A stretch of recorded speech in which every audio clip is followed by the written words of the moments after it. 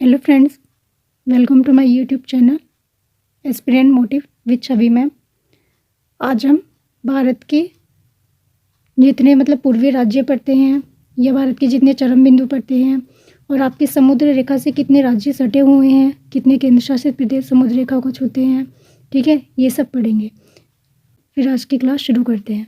Okay, हम map की help से देखेंगे कि भारत के उत्तर में कौन सा राज्य पड़ता है, पूर्व में कौन सा राज्य पड़ता है, पश्चिम में कौन सा राज्य पड़ता है और दक्षिण में कौन सा राज्य पड़ता है। इस तरह के क्वेश्चन आपके रेलवे में पूछे जा चुके हैं, ठीक है। तो देखते हैं, देखिए शुरू करते हैं।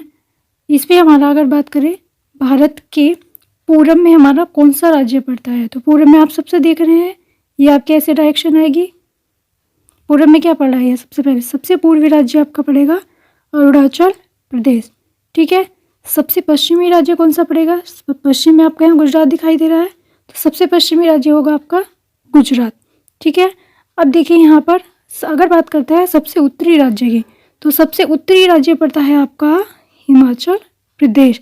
लेकिन अगर पूछे सबसे उत्तरी केंद्र शासित प्रदेश, तो वो क्या होगा आपका लद्दाख, ठीक है।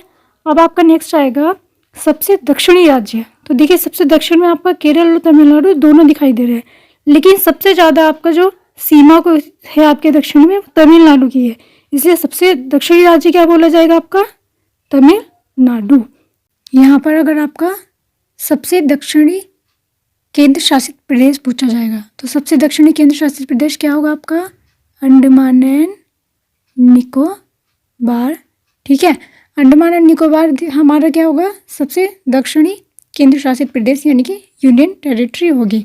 और इसीलिए हमारा सबसे दक्षिणतम बिंदु, अगर भारत का सबसे दक्षिणतम बिंदु या मोस्ट सदर्न पॉइंट बोला जाएगा, तो वो भी आपका कहाँ पर पड़ता है अंडमान एंड निकोबार में, ठीक है। और मुख्य भूमि का दक्षिणतम बिंदु कहाँ होता है आपका तमिलनाडु में। एसएससी सीजीएल के एग्जाम में भी आपका पूर्वी राज्य ना पूछकर पूर्वी देश पूछा गया था। तो देखिए यहाँ पर अगर ये आपका पूरा भारत पड़ रहा है, ठीक है, भारत के अगर यहाँ पर आप पूरब में देखेंगे तो यहाँ आपका म्यांमार आ रहा है, ठीक है। लेकिन वहाँ पर ऑप्शन आपका म्यांमार का नहीं दिया हुआ था, वहाँ ऑप्शन थे आपके नेपाल, भूटान, बांग्लादेश और चीन। तो आपका आंसर वहाँ पे क्या होता बांग्लादेश, क्योंकि यहाँ पर आपका ऑप्शन में ही नहीं था। तो देखिए यहाँ पर पूरब में यही पड़ रहा है बांग्लादेश, म्यांमार आपका सही होता, लेकिन अगर म्यांमार ऑप्शन है ही नहीं तो आप आंसर क्या करेंगे बांग्लादेश, ठीक है। देखेंगे भारत के एक्सट्रीम पॉइंट्स यानी कि भारत के चरम बिंदु। भारत के आपके 5 चरम बिंदु होते हैं। वैसे अगर मेनलैंड की बात करें तो आपके अगर मुख्य भूमि की अगर बात करेंगे तो सिर्फ आपके 4 चरम बिंदु होंगे, ठीक है। चलिए ये मैंने मैप जो लिया है वो एनसीईआरटी से लिया है। सबसे पहले अगर हम बात करें कि भारत का सबसे नॉर्दर्न पॉइंट होगा वो कौन सा होगा आपका, तो वो होता है आपका इंद्राकोल, यानी कि सबसे भारत का सबसे उत्तरी बिंदु क्या होता है आपका इंद्राकोल। ये देखिए इंद्राकोल दे रखा है, यानी कि सियाचिन ग्लेशियर कहाँ पड़ता है आपका लद्दाख में। अब उससे अगर हमसे पूछता है कि भारत का सबसे दक्षिणी बिंदु यानी कि भारत का मोस्ट सदर्न पॉइंट वो क्या होता है आपका इंदिरा पॉइंट, ठीक है।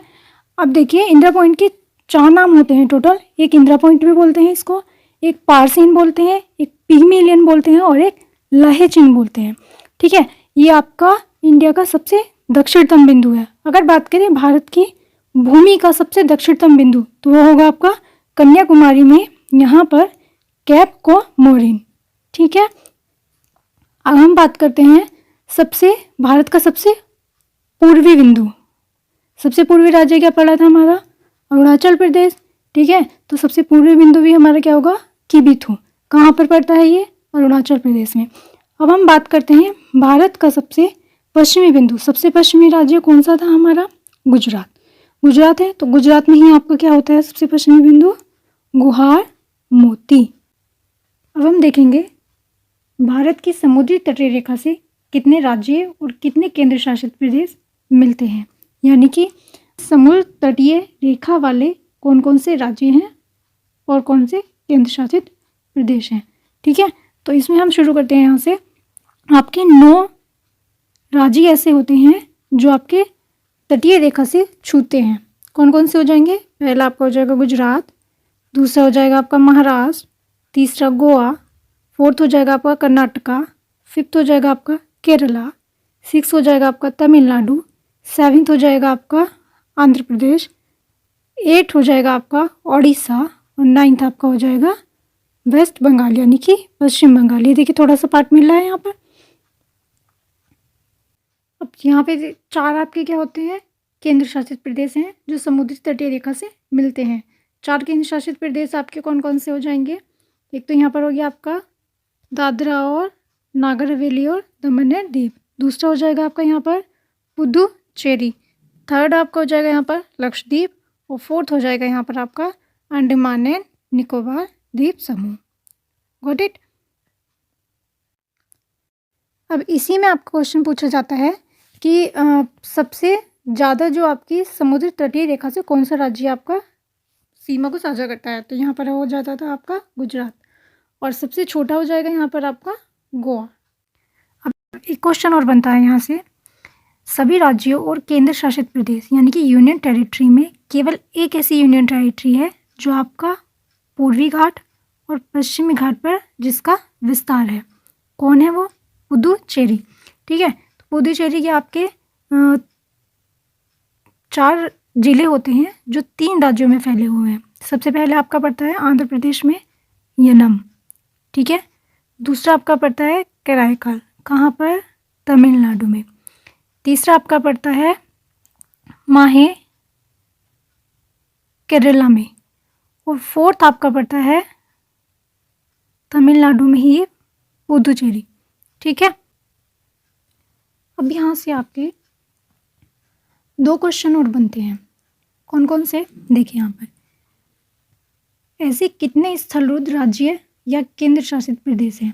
स्थलरुद्ध राज्य या फिर आपके लैंडलॉक्ड, लैंडलॉक्ड का मतलब होता क्या है, वह देश जिसकी सीमा आपकी केवल स्थल यानी कि ज़मीन से चारों तरफ से बंद हो। तो ये वाला पार्ट देखिए आप, यहाँ से पूरा आपका पार्ट ये वाला जितना आ रहा है ये सब आपका ज़मीन से बंद हो रहा है, यहाँ से पूरा पार्ट देखिए यहाँ तक, ये हो रहा है कि नहीं हो रहा है। तो यही आपके क्या होते हैं 19 राज्य और आपके 4 केंद्र शासित प्रदेश ऐसे हैं जो आपके लैंड लॉक्ड हैं। ठीक है, 4 में आपके कौन कौन से केंद्र शासित प्रदेश हो जाएंगे, एक तो यहाँ आपका चंडीगढ़ हो जाता है, एक है आपका जम्मू कश्मीर हो गया, एक यहाँ आपका लद्दाख हो गया और एक आपका यहाँ पर दिल्ली हो गया। ठीक है, अब आता है आपका 19 राज्य कौन कौन से हैं। तो देखिए आपके 9 तो यहाँ पर हैं राज्य जो आपके कहाँ से है, समुद्र रेखा से मिले हुए हैं। तो 28 राज्य हमारे टोटल होते हैं। 28 में से आप 9 माइनस कर दीजिए तो कितने बचे आपके,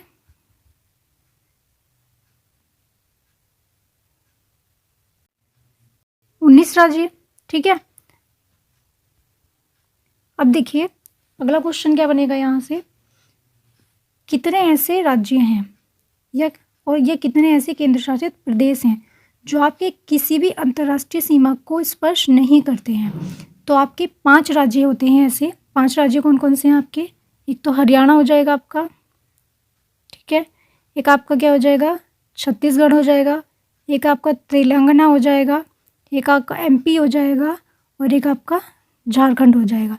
5 ऐसे राज्य हैं जो आपके किसी भी अंतर्राष्ट्रीय सीमा को आप देख सकते हैं यहाँ पर नहीं छू पा रहे हैं। ठीक है, और 2 ऐसे केंद्र शासित प्रदेश हैं आपका कौन कौन से हो जाएंगे, एक तो चंडीगढ़ है और एक आपका यहाँ पर दिल्ली दिया हुआ है। ठीक है, समझ में आया यहाँ तक। एक बार हम फिर क्वेश्चन रिपीट कर लेते हैं। अगर यहाँ आपसे पूछे कितने राज्य या कितने केंद्र शासित प्रदेश आपके लैंड लॉक्ड हैं यानी कि, तो आपका आंसर क्या होगा 19 राज्य और 4 केंद्र शासित प्रदेश ऐसे हैं जो आपके लैंड लॉक्ड हैं यानी कि स्थल रुद्ध हैं। दूसरा क्वेश्चन हमारा क्या था कि कितने राज्य या केंद्र शासित प्रदेश ऐसे हैं जो किसी भी अंतर्राष्ट्रीय सीमा को स्पर्श नहीं करते हैं। तो आपके 5 राज्य थे, हरियाणा, छत्तीसगढ़, तेलंगाना, MP और झारखंड, और 2 केंद्र शासित प्रदेश थे दिल्ली और चंडीगढ़। कल हम अंडमान निकोबार और लक्षद्वीप के बारे में डिटेल से पढ़ेंगे। ठीक है, तो कल की क्लास मिस मत करिएगा। आई होप आप लोगों को ये क्लास पसंद आई होगी। अगर आप लोग को ये क्लास अच्छी लगी तो प्लीज़ इस वीडियो को लाइक करें, शेयर करें और हमारे चैनल को सब्सक्राइब करें। Thanks to all for watching and have a nice day.